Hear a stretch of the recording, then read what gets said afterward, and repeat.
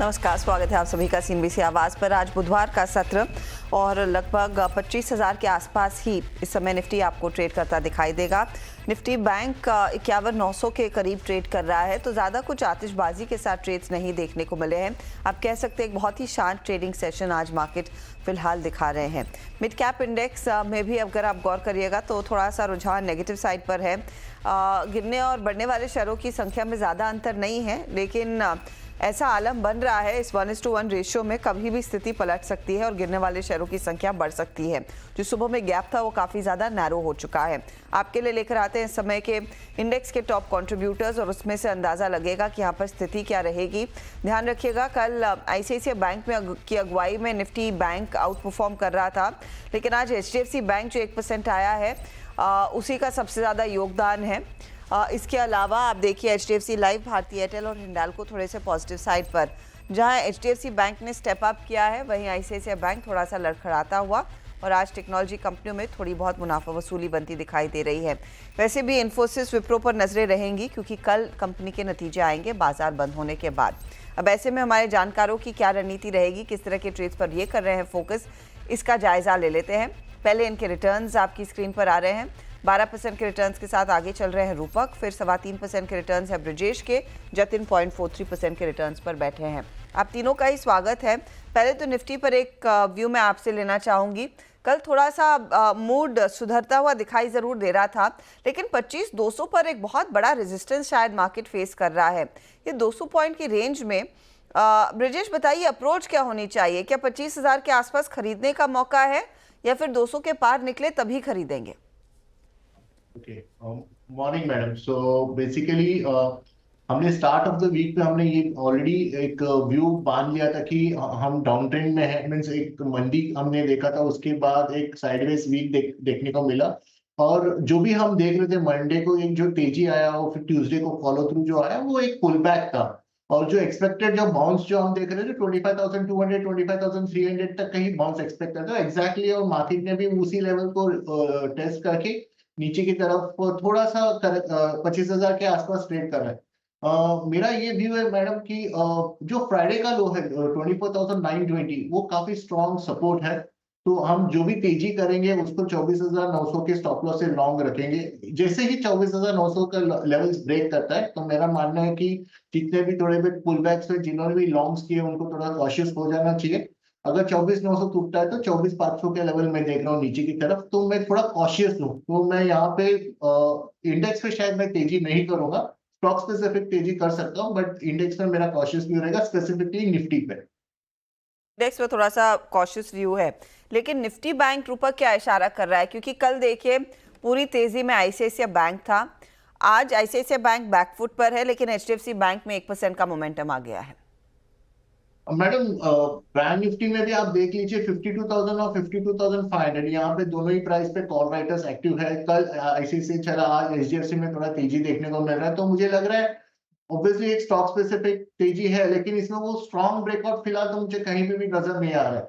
मैं कहीं पे भी ये नहीं बोल रहा हूँ कि यहाँ से मंदी होगा, इट्स वेरी रेंज बाउंड। और आप जो भी ट्रिगर वॉलेटिलिटी थोड़ा हाई, अभी इंडिया विक्स भी अगर आप देखोगे 13 के ऊपर ट्रेड करना स्टार्ट कर लिया, 13.11 के करीब ट्रेड कर रहा है। वॉलेटिलिटी है, आपके स्टॉप लॉसेस ट्रिगर होंगे, तो मुझे लग रहा है थोड़ा कॉशियस व्यू। और जहां पे आपका डायरेक्शनल व्यू तेजी का है या फिर लॉन्ग टर्म व्यू है, उसी स्टॉक्स को मुझे लगता है अभी फिलहाल छेड़ना चाहिए। अगर ट्रेडिंग थोड़ा सा कॉशियस व्यू लेके चलना चाहिए। बस सतर्क रहिए इंडेक्स के ट्रेड पर। चले तो जानकारों के ट्रेड्स कहां पर बैठेंगे उसका जायजा लिया जाए। जतिन का पोर्टफोलियो आपकी स्क्रीन पर लेकर आएंगे। इनफैक्ट कुछ इंटरेस्टिंग ट्रेड्स इन्होंने जोड़े थे, लेकिन उसमें से शिपिंग कॉर्पोरेशन ही होल्ड कर रहे हैं। कैनफिन होम्स और हुडको में इन्होंने प्रॉफिट बांध लिया है। जतिन, नया स्टॉक क्या रहेगा? जो नया स्टॉक रहेगा वो केमिकल स्पेस में से सुमिटोमो केमिकल रहेगा।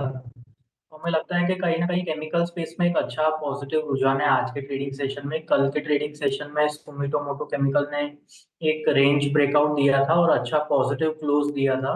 और आज वो उसका जो कल का हाई था उसके ऊपर भी ट्रेड कर रहा है। तो हमें लगता है कि मोमेंटम जारी रहेगा ऊपर में। टारगेट रहेंगे 589 के और स्टॉप लॉस लगाना होगा 550 का। 550 के स्टॉप लॉस के साथ आप 589 के टारगेट के लिए तेजी की पोजीशन लेकर चले। 559 के लेवल्स पर है या फिर 560 के लेवल्स पर इस समय स्टॉक ट्रेड कर रहा है। यहाँ से आगे 20 रुपए के गेंस बन रहे हैं। रूपक का पोर्टफोलियो अब स्क्रीन पर लेकर आएंगे। रूपक, गुड मॉर्निंग। आपने इनफैक्ट एक बहुत तगड़ी लीडरशिप हासिल कर ली है। 2 ट्रेड्स को होल्ड कर रहे हैं, गार्डन रीच शिप बिल्डर्स और फर्स्ट सोर्स। पहले तो मुझे बताइएगा, ये इन दोनों में बने रहने का इरादा है आपका या आप और एक नया जोड़ेंगे, यही प्लान है? जी हाँ, अभी तो फिलहाल होल्ड करने का प्लान है। देखते हैं, अगर स्टॉप लॉस नहीं हुआ तो होल्ड करेंगे। ओके, होल्ड करने का प्लान। तो नया क्या जोड़ रहे हैं? मैं जोड़ रहा हूँ क्योंकि मैं देख रहा हूँ कि रेलवे स्टॉक्स में अच्छी खासी मोमेंटम दिख रहा है आज का दिन। तो आरबीएनएल के साथ जाना चाहूंगा। स्टॉक ने 2-3 दिन का कंसोलिडेशन का ब्रेकआउट दिया, तो फिलहाल सेंटिमेंट पॉजिटिव लग रहा है मुझे। यहाँ से अपसाइड में 530 तक जा सकता है शॉर्ट टर्म में, और नीचे एक स्टॉप लॉस मेंटेन करना होगा 469 में। 469 का स्टॉप लॉस और 530 की तरफ बढ़ता हुआ ये काउंटर 485 के लेवल्स पर है। आरबीएनएल में 2-2.5% तक के गेंस इस समय आपको स्क्रीन पर नजर आ रहे हैं और उसी को भुनाने की कोशिश में रूपक है। चलिए, अब ब्रिजेश का पोर्टफोलियो आपकी स्क्रीन पर आ जाएगा, जहां पर इनके दरअसल जो ट्रेड्स हैं उसमें 2 में स्टॉप लॉस ट्रिगर हुआ, शारदा क्रॉपकेम और बलरामपुर चीनी। फिनोलेक्स इंडस्ट्रीज में प्रॉफिट इन्होंने बांधा। ब्रिजेश, नया ट्रेड क्या रहेगा आपका? मैडम, मेरा आज का जो ट्रेड है वो वोल्टास है। वोल्टास पे मुझे लग रहा है कि अच्छा बाइंग देखने को मिला है। जैसे कि मैंने बताया कि मेरा डायरेक्शनल व्यू रहेगा इस पे। मुझे लग रहा है कि करंट प्राइस पे हम इसको लॉन्ग कर सकते हैं। स्टॉप लॉस जो है वो 1847 का रहेगा, थोड़ा सा लंबा स्टॉप लॉस है। और जो टारगेट देख रहा हूँ 1965 ये मेरा टारगेट रहेगा। 3-4 दिन का टाइम फ्रेम होगा, बट डायरेक्शनली मुझे लगता है वोल्टास एक आउट परफॉर्म हो सकता है। वोल्टास आउट परफॉर्म कर सकता है। 1965 का टारगेट और 1847 का स्टॉप लॉस आप लगाकर चले। स्टॉक में आज हमने देखा है मोमेंटम लौट रहा है, तेजी की पोजीशंस बन रही, करीब 4-4.5% ऊपर है स्टॉक। एक ट्रेड हो गया हमारे जानकारों की तरफ से। और वैसे ब्रिजेश और जतिन के पोर्टफोलियो में जगह है एक और ट्रेड जोड़ने की, उस पर आएंगे, डिटेल में बातचीत होगी। लेकिन स्क्रीन पर रखते हैं एचडीएफसी लाइफ का शेयर, जो लगभग 2% ऊपर आ रहा है। कल नतीजे आए, वीएनबी यानी कि वैल्यू ऑफ न्यू बिजनेस में कुछ कमी देखने को मिली है। वीएनबी मार्जिन्स भी कुछ प्रेशर में रहे हैं। इसी पर कंपनी के मैनेजमेंट से होगी डिटेल में बातचीत ब्रेक के बाद। आवाज पर खिलाड़ी नंबर 1, एक स्टॉक जो इस समय आउट परफॉर्म कर रहा है, मार्केट भले ही थोड़ा सा मायूस हो, वो है एचडीएफसी लाइफ। स्टॉक आपकी स्क्रीन पर लेकर आएंगे। 2-2.25% की तेजी इसमें बनती हुई दिखाई दी है। सेकंड क्वार्टर के नतीजे आ चुके, जहां पर हमने देखा मुनाफे में 15% की बढ़त देखने को मिली। वीएनबी ग्रोथ जो है, वैल्यू ऑफ न्यू बिजनेस 17% बढ़ता हुआ दिखाई दिया।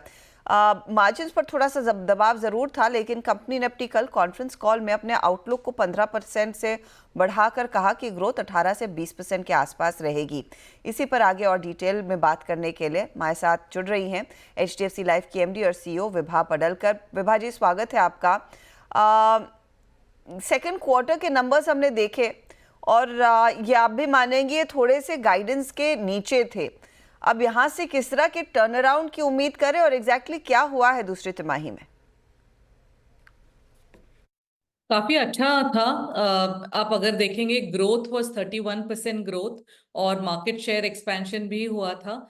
Also if you were to look at our agency channel, proprietary channel का ग्रोथ ओवरऑल कंपनी के ग्रोथ से बेहतर था। So it was about 35% in Q2। तो एजेंसी चैनल काफी रिबाउंड करके अच्छी ग्रोथ उन्होंने दिखाई। Also if you were to look at HDFC bank का काउंटर शेयर स्टेडी रहा at about 65% and overall growth भी इन द 20% प्लस रेंज में था। Also the number of policies that we sold were about 22%, again same as Q1. Q2 में भी 22% growth in number of policies और retail protection का growth 27% था, वो भी काफी रोबस्ट और अच्छा ग्रोथ हमने पाया इन Q2।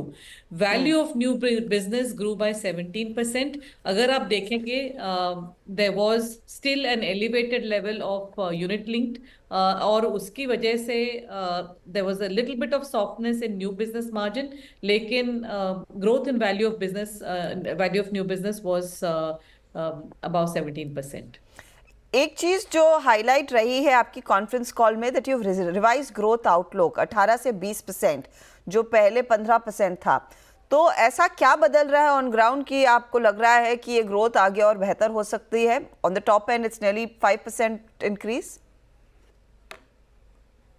क्योंकि दो चीजें, एक तो H1 अगर आप देखेंगे growth has been 31% overall growth in the first half of the year. दूसरी एक चीज ये थी कि surrender charges from 1st of October अभी they come into force and I was not very sure कि अभी सरेंडर चार्जेस होने वाले हैं, आने वाले हैं, रेडीनेस क्या रहेगा हमारा और सेक्टर का भी। सारे हमारे जो 300 प्लस डिस्ट्रीब्यूटर्स हैं उनके साथ कैसी बातचीत होगी एंड नतीजा क्या होगा। So it is all progressing fairly well and that gives the confidence कि 18 to 20% overall full year growth हो सकता है। अगर 18 to 20% फुल ईयर ग्रोथ रहेगी, वीएनबी मार्जिन्स में भी क्या आपको फिर ऐसी स्थिति दिख रही है कि आप इस गाइडेंस को रिवाइज करना चाहेंगे? We are looking at VNB growth of about 15 to 17%. Already in the first half, 17% हम पा चुके हैं। Again, over the next quarter ये पता चलेगा कि क्या क्या डायनामिक्स है ड्यू टू सरेंडर चार्जेस, क्योंकि ये काफी मटेरियल चेंज हो चुकी है फॉर द सेक्टर। और अभी 15 दिन ही हुए हैं। The still conversations, products are being rolled out, नए IRRs अभी हमारे भी और सेक्टर के भी हो रहे हैं। न्यू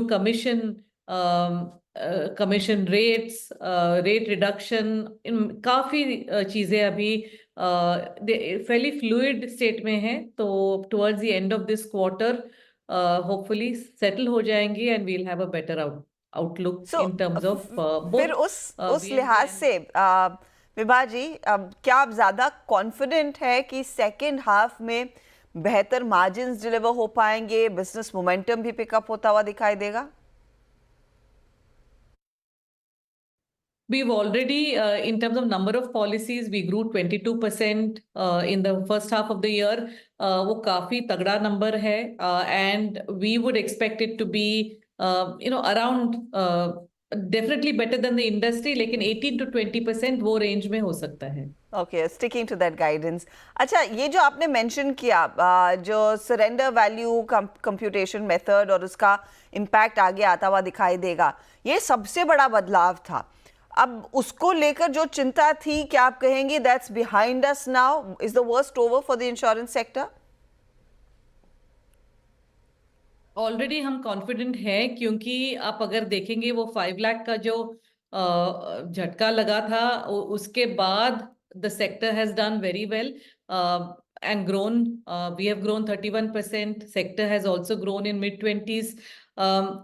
दूसरी ये चीज है कि even on a 2-year CAGR basis, क्योंकि मैं ये मान जाऊंगी कि बेस इफेक्ट भी था because last year as a sector we did not grow well, लेकिन अगर आप 2-year CAGR देखेंगे तो भी we have grown in about the 17-18% kind of a range. तो काफी डिसेंट ग्रोथ। तो I am quite happy about that कि वो जो सिग्निफिकेंट चेंजेस हुए थे उसके बाद we have gathered a lot of momentum as a sector and HDFC Life. वैसे ही मैं उम्मीद रखूंगी कि with the significant change on surrender charges, maybe after a quarter ये जो growth है और confidence levels है, momentum है, that should come back in quarter 4. My final question to you, sir, to you, ma'am, given the environment, क्या product prices कुछ बदलते हुए देखने को मिल सकते हैं? क्या उसमें कुछ इजाफा आप करेंगे? क्या आप अपने कमीशन रेट्स को बदलना चाहेंगे यहाँ से आगे? Pricing we will not change. And by that I want to clarify कि अगर जैसे हम पहले प्राइसिंग चेंजेस करते थे based on macro environment, interest rates क्या है, mortality rates what are we finding, उस पे जो अंडरलाइंग इकोनॉमिक फैक्टर्स और इंश्योरेंस रिलेटेड फैक्टर्स, उस पे ही प्राइसिंग डिपेंडेंट रहेगी. It will not be anything to do with surrender, at least for HDFC life. अगर हम कमीशंस और उसकी बात करेंगे इन टर्म्स ऑफ हमारी जो बातचीत हो रही है विद पार्टनर्स, कॉम्बिनेशन है उधर. एक है कमीशन क्लॉबैक की कमीशन आप देंगे, लेकिन जिधर परसिस्टेंसी काफी अच्छी है, then end of the first year हम उधर ट्रू अप करेंगे इन टर्म्स ऑफ कितना क्लॉबैक करना है, जिस पे परसिस्टेंट पॉलिसीज नहीं है उस पे कमीशन क्लॉबैक करना है। इन सम अदर केसेस हम ये भी बात कर रहे हैं in terms of deferment of commission, तो पहले X% देंगे और बाद में end of the first year बाकी का हिसाब चुकाएंगे। Also some reduction wherever it is possible.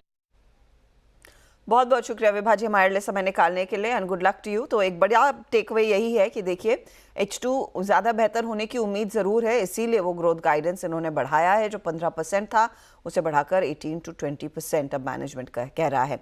इसी के मद्देनज़र आज स्टॉक भी 2% ऊपर है। लेंगे एक ब्रेक, आगे एक रिकैप खिलाड़ी नंबर 1 का। हमारे जानकारों ने इनफैक्ट अपने एक ट्रेड दे दिए और शायद कुछ और ट्रेड्स आइडेंटिफाई हुए हैं। जतिन बताइए क्या आप ढूंढा? देखिए हमें लगता है कि एनएलसी इंडिया में एक लॉन्ग का ट्रेड ले सकते हैं। रीजन बीइंग कि पिछले 2 महीनों से ये रेंज बाउंड है, एक ट्रायंगल पैटर्न बना है। हमें लगता है कि पैटर्न कंप्लीट हो चुका है और एक next leg of the upward start हो सकता है करंट स्तरों से। तो 262 के स्टॉप लॉस से लॉन्ग किया जा सकता है और ऊपर में टारगेट रहेंगे 294 के। ओके, 294 के लिए नेवली लिग्नाइट यानी कि एनएलसी इंडिया स्टॉक 230.70 पर है और 262 आपके लिए स्टॉप लॉस का काम करेगा। ब्रिजेश, आपके पोर्टफोलियो में एक जगह है, कुछ है ट्रेड हाथ में? या मैडम, दीपक नाइट्रेट में मैं लॉन्ग करना चाहूंगा। करंट प्राइस में मुझे लगता है कि एक तेजी कर सकते हैं हम लोग। रेजिस्टेंस लाइन ब्रेकआउट मुझे लग रहा है इसमें देखने को मिल रहा है, और जैसे कि केमिकल स्टॉक चल रहा है तो मुझे लग रहा है ये भी शायद परफॉर्म कर जाएगा। इसको जो स्टॉप लॉस है वो 2948 का है और जो टारगेट है 3080। ओके, तो 3080 के टारगेट के लिए मौका बन रहा है तेजी का, 2948 स्टॉप लॉस। फटाफट से आपके लिए स्क्रीन पर आ रहे हैं सारे वो ट्रेड्स जो हमारे जानकारों ने जोड़े हैं। 2 ट्रेड्स आए हैं जतिन और ब्रिजेश की तरफ से। जतिन के पोर्टफोलियो में सुमिटोमो केमिकल्स जोड़ा, 589 टारगेट, 550 का stop loss. NLC India 294 target, 260 का stop loss. Shipping corporation carry करे 265 के टारगेट के लिए मैक्सिमम रिटर्न्स, लेकिन शिपिंग कॉर्पोरेशन ही इनके लिए जोड़कर दे रहा है। अगला पोर्टफोलियो आएगा ब्रिजेश का, और ब्रिजेश ने दीपक नाइट्राइट 3080 के टारगेट के लिए जोड़ा है अभी, 2948 स्टॉप लॉस। वोल्टास भी 1965 के लिए नया ट्रेड है, 1847 स्टॉप लॉस रहेगा। दोनों थोड़े से हल्के होते हुए अब आइए रूपक के पोर्टफोलियो पर। 2 ट्रेड्स इनके पहले से है, एक नया ट्रेड आया है। तो जो नया ट्रेड है वो है RVNL का, 530 target, 469 stop loss. First source 360 के लिए कैरी करे और गार्डन रीच बिल्डर्स भी 1970 के लिए कर रहे हैं कैरी। तीनों में तीनों थोड़े से ड्रैग कर रहे हैं आज। अब ओवरऑल रिटर्न्स की सिचुएशन अब आपकी स्क्रीन पर आ जाएगी, कौन कहां पर पहुंच रहा है इस गेम शो में। तो रूपक के गेन्स थोड़े से कूल ऑफ हुए हैं, 8.78% के रिटर्न्स अब, 2.5% की तेजी जतिन के, और ब्रिजेश है 2% के गेन्स पर। यह है अब तक का हाल। जो भी अपडेट होगा अगला वो 1 बजे मिड कैप मंत्र में हम आपके साथ शेयर जरूर करेंगे। Good luck to you gentleman. चले लेंगे एक ब्रेक, ब्रेक के बाद कमोडिटी मार्केट का पूरा एक्शन।